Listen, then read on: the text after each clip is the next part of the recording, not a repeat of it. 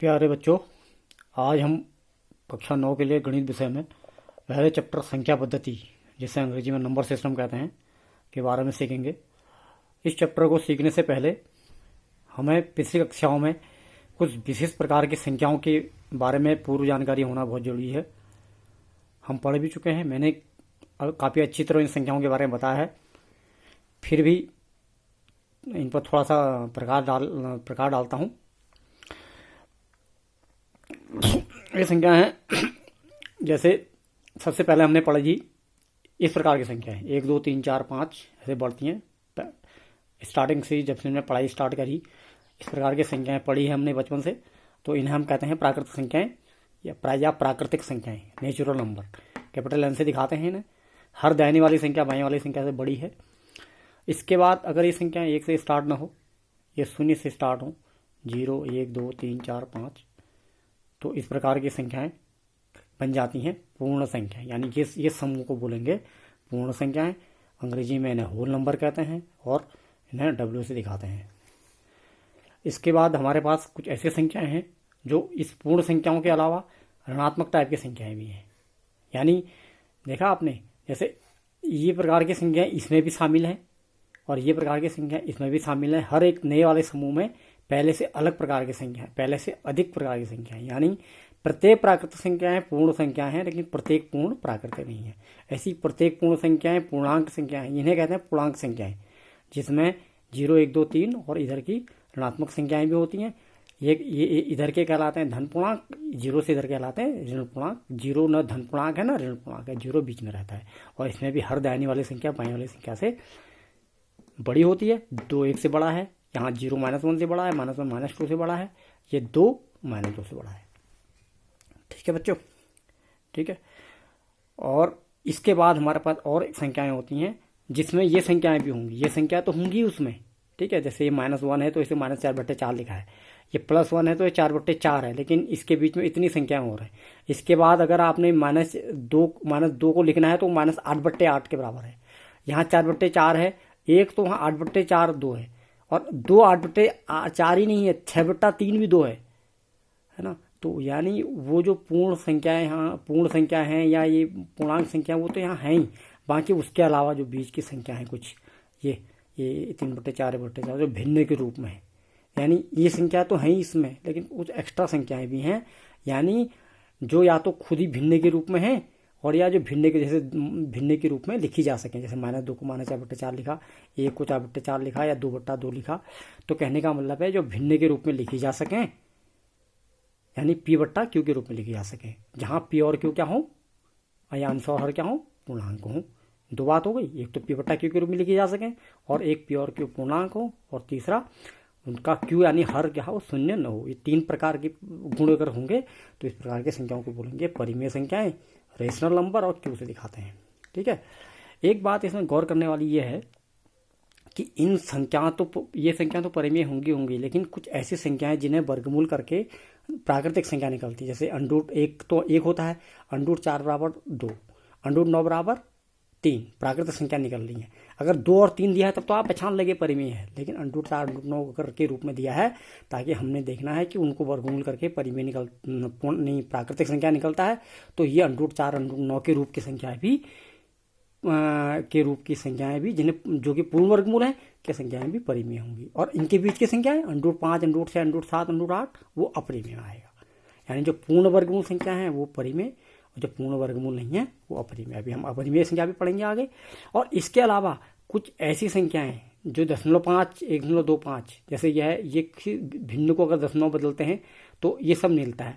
तो भिन्न को ये किस प्रकार का दशमलव प्रसार है, ये इस प्रकार का दशमलव प्रसार है जो कुछ टर्म्स के बाद खत्म हो गया, कुछ पदों के बाद खत्म हो गया। जैसे ये 1/2 का मान है, ये 5/4 का मान है। 1/2 और 5/4 तो इस रूप में हो गया तो आप पहचान लेंगे कि ये परिमेय है। लेकिन अगर इस रूप में दिया है तो बिना भिन्न में बदले आपको इसको पहचानना आना चाहिए कि इसका दशमलव प्रसार कुछ पद के बाद खत्म हो गया है, इसका भी दशमलव प्रसार 2 पद के बाद खत्म हो गया है, दशमलव के 2 स्थान के बाद खत्म हो चुका है। तो ये भी क्या है, परिमेय संख्या है। और एक इस प्रकार का जिसमें खत्म तो नहीं हो रहा है, लेकिन एक कोई फिक्स नंबर का या किसी नंबर के ब्लॉक का, जैसे दो नंबर का ब्लॉक है, जैसे 252525 हो, 1.252525 होता तो वो भी, तो जिसमें या तो खत्म हो जा रहा है या खत्म तो नहीं हो रहा, लेकिन कोई फिक्स नंबर का या नंबर के ब्लॉक का रिपीटेशन हो रहा है कि पुनरावृत्ति हो रही है, तो इस प्रकार का डेसिमल एक्सपेंशन वाली संख्याएं भी, दशमलव प्रसार वाली संख्याएं भी परिमेय होती हैं, अर्थात उन्हें भी उपयुक्तानुसार पी अपॉन क्यू के रूप में दिखाया जा सकता है, जहां पी और क्यू दोनों पूर्णांक हैं और क्यू 0 के बराबर नहीं है। ठीक हो क्या, समझ गए आप किस प्रकार की संख्याएं परिमेय में आती हैं। और परिमेय संख्याओं की अद्वितीयता, यूनिकनेस ऑफ रेशनल नंबर, इसमें एक बात और है कि भले ही हमें लगता है 1/2, 2/4, 3/6, -4/8 अलग अलग संख्या है, देखो इन्हें काट के 2 को 4 से काटेंगे 1/2 आएगा, 3 को 6 से काटेंगे 1/2 आएगा, इसको इससे काटेंगे माइनस माइनस को भाग देंगे तो प्लस ही आता है, और 4 से 8 काटेंगे तो 1/2, ऐसी -5/-10 या 5/10 ही कह लो, वो भी 1/2 ही होगा। तो ये लग तो रहा है कि अलग अलग परिमेय संख्याएं हैं, लेकिन ये सभी तुल्य परिमेय संख्या हैं। देखिए तहत समतुल्य भिन्न होती थी, और अगर इन्हें इतनी, ये जैसे मैंने 4 परिमेय संख्या लिखी हैं, ये 4 परिमेय संख्याओं को अगर संख्या रेखा पर दिखाना होगा तो एक ही संख्या बनेगी, और वो क्या बनेगी, सरलतम रूप 1/2। तो अर्थात ये इन्हें संख्या रेखा पर एक अद्वितीय परिमेय संख्या द्वारा प्रदर्शित किया जाएगा, इसी को परिमेय संख्याओं की अद्वितीयता कहते हैं। इससे एक बात और समझ में आती है कि अगर कोई परिमेय संख्याओं में अंश और हर में कोई गुणखंड कॉमन है, तो उन्हें ऐसा काट के ऐसा बना दिया जाता है कि सरलतम रूप, जैसे 1/2 के रूप में बना दिया जाता है, ये सरलतम रूप 1/2 के रूप में ऐसे बदल दिया जाता है, ताकि उनके अंश और हर में कोई गुणखंड कॉमन नहीं हो, या अंश और हर क्या है, सहभाज्य संख्या है। ठीक है, ये बहुत इंपॉर्टेंट कंसेप्ट है, इसका कंसेप्ट का प्रयोग हम कक्षा 10 में जाके संख्याओं को अपरिमेय सिद्ध करने में करते हैं। यानी जिन संख्याओं को हमें अपरिमेय सिद्ध करना है तो उसमें हम भी दिखा देते हैं कि उसके अंश और हर में कोई गुणखंड कॉमन है। ठीक है बच्चों, ठीक है। और इसी प्रकार अब हमारे पास आगे हैं अपरिमेय संख्याएं, तो इर्रेशनल नंबर इन्हें कहते हैं, इसे क्यू डैश, ठीक है, या क्यू प्राइम भी कहते हैं इन्हें क्यू प्राइम बोला जाता है, कभी कभी पी से भी दिखाते हैं, कैपिटल पी से। और तो यह अपरिमेय संख्या क्या है, जो परिमेय न हो, यानी वही P/Q के रूप में न लिखी जा सके, हर इनका शून्य न हो, और P और Q दोनों पूर्णांक हो। तो ये कौन कौन सी संख्याएं होंगी, जैसे मैंने ऊपर बताया कि ये इम्परफेक्ट स्क्वायर रूट जो होती हैं, इम्परफेक्ट, जैसे ये पूर्ण वर्गमूल नहीं होते ना, √2, √3, √5 इस वाली संख्या जो मैंने यहाँ ऊपर इनके बीच में बोला था, जैसे √1 और √4 के बीच में क्या हुआ, √2, √3 हुआ, तो और इनका निगेटिव भी ले लो किसी का, तो वो भी माइनस भी ले लो, माइनस के साथ ले लो या प्लस के साथ ले लो, ये भी क्या होंगी, अपरिमेय होंगी। ठीक है, इसी प्रकार एक परिमेय है या अपरिमेय है, इसको आपस में चाहे मैंने प्लस माइनस से लिखा है कि चाहे इसको 2 बार अलग अलग पढ़ेंगे, 2 + √2 ले लेंगे, एक बार 2 - √2 ले लेंगे, तो दोनों ही अपरिमेय होंगी। और एक परिमेय को अपरिमेय से गुणा करेंगे तो बेअपरिमेय बनती। इतने प्रकार से अपरिमेय संख्या होती हैं। ये पूरे चैप्टर की मैं आपको ये मेन कंसेप्ट बता रहा हूँ, इस पूरे चैप्टर में आपने ये चीज़ सीखनी है, बहुत महत्वपूर्ण बात बता रहा हूँ। ठीक है, आप परिमेय अपरिमेय का पूरा ज्ञान आपको हो जाएगा। और एक पाई, जैसे पाई भी एक अपरिमेय संख्या होती है, जिस पाई के बारे में आपने वृत्ति के प्रति 2πr वगैरह ज्योमेट्री में बहुत बार पढ़ा है। और एक इस प्रकार का दशमलव प्रसार, जैसे ऊपर हमने 2 दशमलव प्रसार पढ़े थे, जो एक खत्म हो जाता था, उसे कहते थे उसे हम कहते टर्मिनेटिंग डेसिमल एक्सपेंशन, टर्मिनेटिंग कहते शांत दशमलव प्रसार। और जो खत्म नहीं होता था लेकिन रिपीट होता था, उसे कहते थे अशांत आवर्ती, अशांत तो हो रहा है आवर्ती। और एक होता है जो खत्म भी नहीं होता है और रिपीट भी नहीं होता है, अशांत अनावर्ती। तो ये 2 प्रकार के दशमलव प्रसार परिमेय संख्या के होंगे, और इस प्रकार का दशमलव प्रसार अपरिमेय संख्या का होगा। इसको दिखाने का सबसे सिंपल तरीका है कि ये 2 संख्या है फिक्स, जैसे 1 और 1 है, इनके बीच में 0 बढ़ा दो, यहाँ 1 0 है, यहाँ 2 0 आ गए, यहाँ 3 0 आ गई, फिर तो यानी कोई रिपीट भी नहीं हो रहा है और न खत्म हो रहा है। तो इस प्रकार का दशमलव प्रसार वाली संख्याएं भी अपरिमेय संख्याएं होंगी। ठीक है, अब कहने का मतलब यह है कि अपरिमेय संख्याएं वो होंगी जो परिमेय न हो। अब हमारे पास एक और नया समूह आता है वास्तविक संख्याओं का, इसे हम कैपिटल R से दिखाते हैं। आप कैपिटल R रियल नंबर से बना है।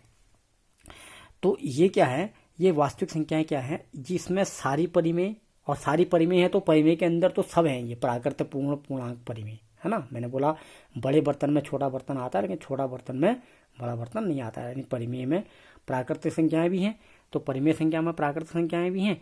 तो सभी परिमेय संख्याएं क्या हैं, सभी परिमेय संख्याओं में प्राकृत संख्याएं भी हैं, तो ये परिमेय और अपरिमेय संख्याओं को मिक्स समूह मिला करके वास्तविक संख्याओं का समूह बनता है। यानी सभी वास्तविक संख्याओं में परिमेय और अपरिमेय हैं, और इनकी एक खासियत यह है कि अगर किसी भी परिमेय संख्याओं को और अपरिमेय संख्याओं को वर्ग करेंगे तो ऋणात्मक संख्या नहीं आती है। ठीक है, ऋणात्मक संख्या नहीं आती। ऋणात्मक संख्या अगर जिसमें वर्ग करके आती है वो होती है काल्पनिक संख्या है, वो आपने कक्षा 11 से पढ़नी है। ठीक है, तो उपयुक्त अनुसार स्पष्ट है कि सभी परिमेय व अपरिमेय संख्याओं के वर्ग धनात्मक होते हैं, अतः वास्तविक संख्याएं सभी धनात्मक संख्याओं के वर्गमूलों का समूह है।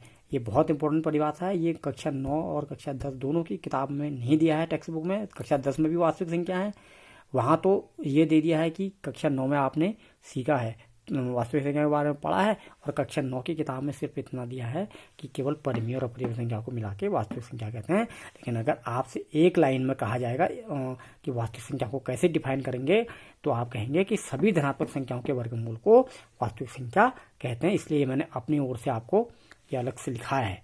ठीक है, इस प्रकार प्राप्त प्रत्येक वास्तविक संख्या को संख्या रेखा पर एक अद्वितीय बिंदु द्वारा निरूपित किया जाता है।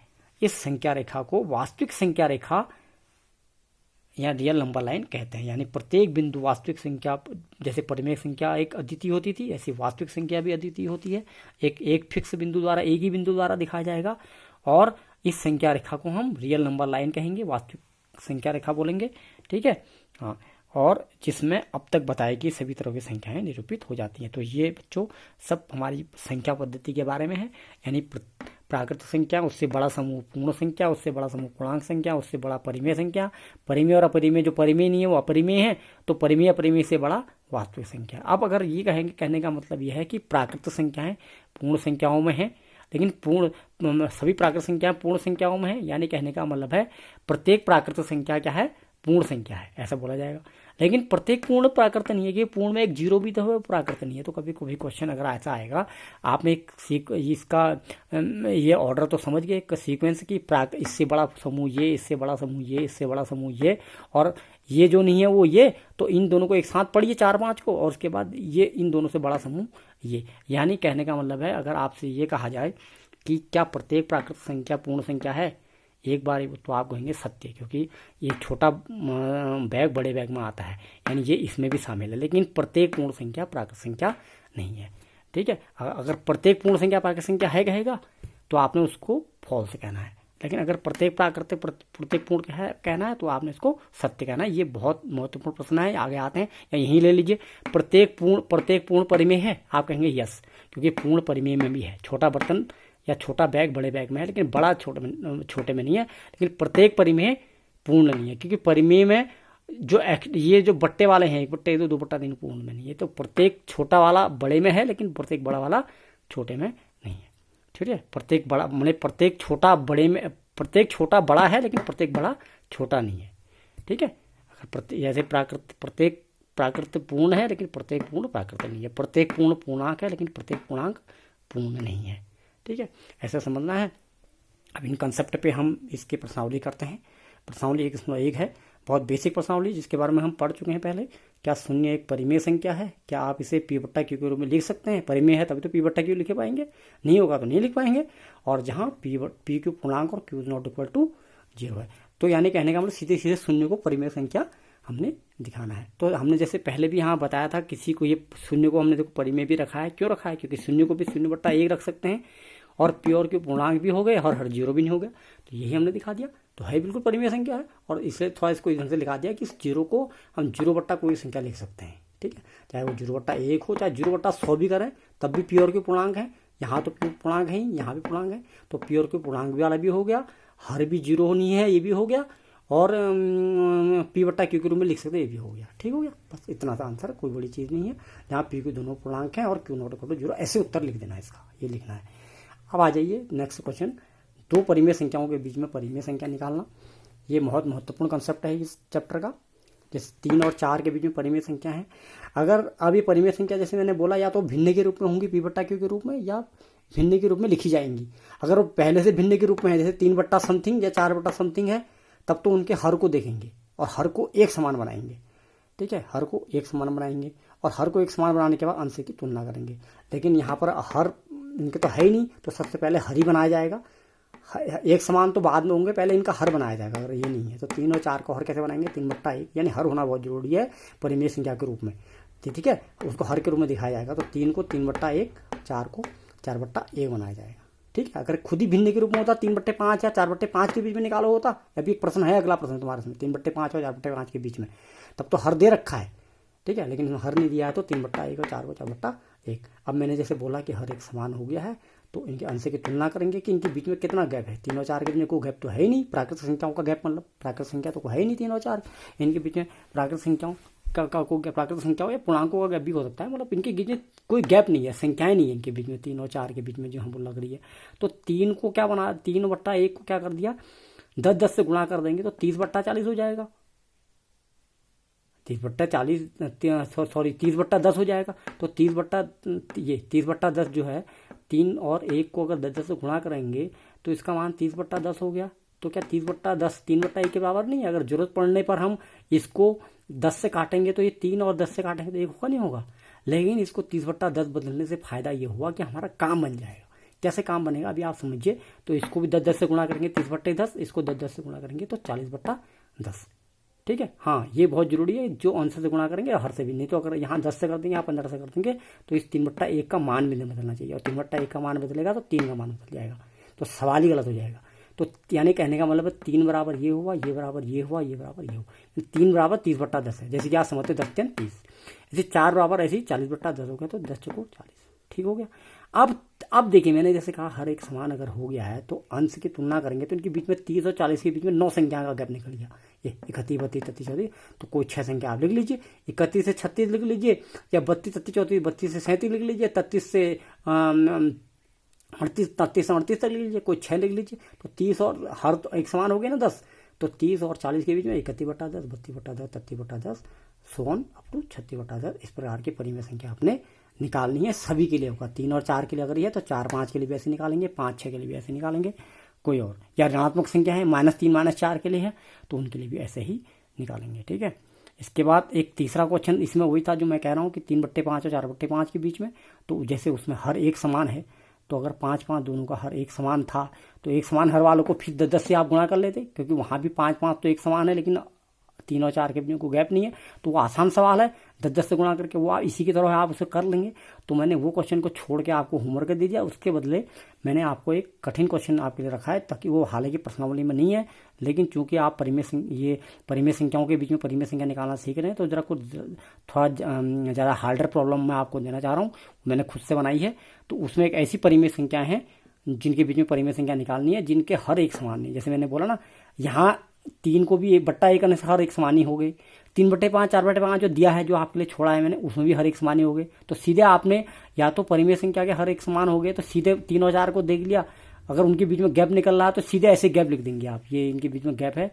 अगर गैप नहीं निकल रहा है तो 10 से गुणा कर देंगे ऊपर नीचे, लेकिन यहाँ तो पहले हर ही एक समान नहीं है, तो इसको कैसे करेंगे, तो ये मैंने सिखाने के लिए क्वेश्चन दिया है। और ये दोनों प्लस भी हो सकते हैं, 1 + 1 माइनस भी हो सकता है, कुछ भी हो सकता है, क्योंकि है तो सब परिमेय ना, पूर्णांक होने चाहिए ऊपर नीचे, है ना, चाहे दोनों पूर्णांक प्लस हो, दोनों माइनस हो, 1 + 1 माइनस हो, उससे कोई फर्क नहीं पड़ता। तो -3/4 और 5/8 के मध्य 10 परिमेय संख्याएं निकालिए।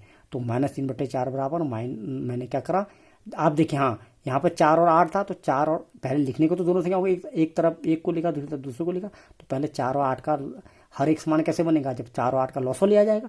और लॉसो क्या होती है, ये उन दोनों में से एक संख्या भी हो सकती है, अलग अलग भी हो सकती है। अगर ये 3 और 4 होता तो 3 और 4 का लॉसो तो 12 होता, तो 3 को भी 12 बनाते और 4 को भी 12 बनाते, और इस नीचे वाले 3 को 12 बनाने के लिए जिससे गुणा करना होता, उसको मैंने कहा था ना, पहले इसको 12 बनाते, 3 से 12 बनाते, और उसके ऊपर वाले को भी उसी संख्या से गुणा करते। 3 को इसे 12 बनाने के लिए 4 से गुणा करना होता, तो ऊपर भी 4 से गुणा करना, और यहाँ 4 को 12 बनाने के लिए 3 से गुणा होना, तो ऊपर भी 3 से गुणा करना होगा। यानी पहले हर को देखेंगे और उनके हर को एक समान बनाने के लिए किससे गुणा करना है ये देखेंगे। तो जो जिससे गुणा करने के लिए जो हमको मल्टीप्लायर मिलेगा, यानी हर को जिससे गुणा करने वाली संख्या मिलेगी, उसके ऊपर भी उससे गुणा करेंगे, इसके ऊपर भी उससे गुणा करेंगे, यानी इसके नीचे वाले के हिसाब से ऊपर वाले का है।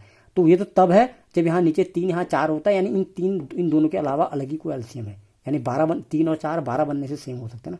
लेकिन यहाँ पर ऐसा एग्जाम्पल है कि 4 और 8 में क्या है, 4 और 8 का लॉस हो तो 8 ही है ना, तो 4 को तो 8 बना सकते हैं, 8 को 8 ही रहने देना है। तो अब 4 को 8 बनाने के लिए 2 से गुणा, तो उसके ऊपर भी 2 से गुणा। 8 को 8 बनाने के लिए 1 से गुणा, तो ऊपर भी 1 से गुणा। ये तो ताकि अभी 2 2 का गुणा हो गया तो ये भी 8, ये 1 1 से गुणा, ये 1 से गुणा हो गया तो ये भी 8। अब यहाँ तो 8 8 बन गए, लेकिन ऊपर भी तो उसी से गुणा करने से क्या बना, -3 वाला -6 और 5 वाला 5 से कम 5, यानी -3/4 इसके बराबर बदल गया, -6/8 के बराबर, 5/8 5/8 के बराबर है। अब जैसे ये बात हो गई, फिर ये बात हो गई, जैसे जैसे हर एक समान हो जाते हैं तो अंश की तुलना करते हैं कि उनके बीच में क्या गैप बन रहा है। और यहाँ और गैप नहीं बन रहा है तो 10 10 से गुणा, और गैप नहीं बन रहा है लेकिन यहाँ पर गैप तो 10 10 से गुणा, लेकिन यहाँ पर तो गैप ही ऐसा बन गया है -6 और 5 के बीच में कि -6 और 5 के बीच में 10 संख्या निकल जाती हैं। देखिए भाई, ये -5 -4 -3 लगभग -5 से लेकर 4 तक बनेगी, नहीं बनेगी, और सबके नीचे बट्टे वही 8 लगा देना है। तो -5/8 -4/8 -3/8 -2/8 -1/8, 0/8 को 0, 1/8 को 1/8, 2/8 3/8 और 4/8। ये 10 उत्तर हो गए, ये मैंने बहुत एग्जाम से किया है। अब एक अंतिम प्रश्न जो है, जो मैंने सबसे पहले आपको यहाँ मैंने बताया था प्राकृतिक संख्या और पूर्ण संख्याओं के बारे में, कि ये प्रत्येक प्राकृतिक पूर्ण होगी और लेकिन प्रत्येक पूर्ण प्राकृतिक नहीं होगी। तो इस पर ये बेस ये प्रश्नावली का अंतिम प्रश्न है कि हमें ट्रू फॉल्स बताना है। मैंने प्रश्न यहाँ पर लिखा नहीं है, आप प्रश्न अपने बुक में देख लेंगे। बुक मैंने प्रश्नावली, जिन बच्चों के पास बुक नहीं है, मैंने व्हाट्सएप ग्रुप में बुक भेजी है, डाउनलोड करके उसमें से आप पढ़िए, ठीक है। उसमें से देखिए, पहला प्रश्न मैंने ये है कि उसमें लिखा था बताइए सत्य असत्य कि प्रत्येक प्राकृतिक संख्या पूर्ण संख्या होती है। तो मैंने इसे ऊपर बताया था कि छोटा बर्तन बड़े बर्तन में होता है, छोटा बैग बड़े बर्तन में आता है, तो प्रत्येक प्राकृतिक संख्या पूर्ण संख्या हो, यस हो गया। तो किस ढंग से लिखा, क्योंकि प्राकृतिक संख्याओं और जीरो के सम्मिलन से पूर्ण संख्या बनती है। लिखने का तरीका ये होगा कि प्राकृतिक संख्या में जब जीरो बनता है तब पूर्ण बनती है, यानी प्राकृतिक पूर्ण में तो शामिल है ही, प्राकृतिक संख्या पूर्ण तो है ना, ठीक हो गया। यानी वही चीज़ है, प्राकृतिक पूर्ण में तो है, यानी जो प्राकृतिक हैं वो पूर्ण में भी हैं, ठीक है। अच्छा, उसी प्रकार लेकिन क्या है, दूसरे में क्या है, प्रत्येक पूर्णांक संख्याएं पूर्ण संख्या होती है। अब ये देखिए, पूर्णांक तो बाद में आ रहा है ना, पूर्णांक तो प्रत्येक पूर्णांक पूर्ण कैसे हो गई, हाँ, प्रत्येक पूर्ण पूर्णांक में भी है, ये होता तो तब सत्य होता है। तो पूर्णांक तो पूर्ण के बाद आती है, तो प्रत्येक पूर्णांक पूर्ण नहीं होंगी, और उसको कहेंगे दिखाएंगे कि ढंग से, क्योंकि पूर्णांकों में जो माइनस वाली संख्याएं होंगी वो पूर्ण नहीं होंगी। तो हमने ये लिखा है कि क्योंकि ये फॉल्स है, क्योंकि -1 -2 जैसे ऋण पूर्णांक पूर्ण संख्या नहीं है। ऐसी पूर्णांकों के बाद तो परिमेय संख्या आती है, प्रत्येक पूर्णांक परिमेय कहता तो सत्य होता, लेकिन प्रत्येक परिमेय पूर्णांक कहे कहता है, या प्रत्येक परिमेय पूर्ण कहता है। यहाँ तो बल्कि तीसरे में क्या बताना था, प्रत्येक परिमेय पूर्ण संख्या है। दूसरे में बताना था प्रत्येक पूर्णांक पूर्ण है, वो भी असत्य हो गया। पहले में बताना था प्रत्येक प्राकृतिक पूर्ण है, वो सत्य हो गया। तीसरे में बताना था प्रत्येक परिमेय पूर्ण है, परिमेय तो बाद में आ रहा है, प्रत्येक परिमेय पूर्ण कैसे हो गया, नहीं, क्योंकि प्रत्येक परिमेय के अंदर में भाई प्रत्येक पूर्ण तो परिमेय में भी है, लेकिन प्रत्येक परिमेय पूर्ण इसलिए नहीं होगा कि परिमेय बाद में आ रहा है और उसमें कुछ एक्स्ट्रा संख्याएं भी है, यही इसीलिए नहीं होता है क्योंकि हर बाद वाले समूह में कुछ एक्स्ट्रा संख्याएं भी होती हैं। पूर्णांक में एक्स्ट्रा संख्याएं -1 -2 टाइप की थी, तो इसलिए वो पूर्ण नहीं हुई। पर ये परिमेय संख्या में ये 1/2 2/3 टाइप की इस प्रकार की संख्याएं जो पूर्ण संख्याएं नहीं है, तो इसलिए इस पर हमने कारण ये लिख दिया फॉल्स, क्योंकि हमें किसी संबंध को फॉल्स बताने के लिए एक ही काफ़ी है ना। सत्य होने के लिए तो सभी सत्य होने चाहिए, और फॉल्स करने के लिए एक ही फॉल है। जैसे फेल अगर बच्चा होना है तो 1 मार्क्स से भी फेल हो सकता है, तो एक भी अगर कंडीशन फेल हो गई तो इसका मतलब वो कथन असत्य हो गया। तो इसलिए कथन असत्य हो, क्योंकि इस प्रकार की संख्याएं तो पूर्ण संख्याएं होती नहीं है। तो ये हमारा चैप्टर हो गया है। अब मैंने इसमें आपके लिए होमवर्क इसमें नोट नहीं लिखा नहीं है, तो आप होमवर्क इसके लिए नोट कर लीजिए।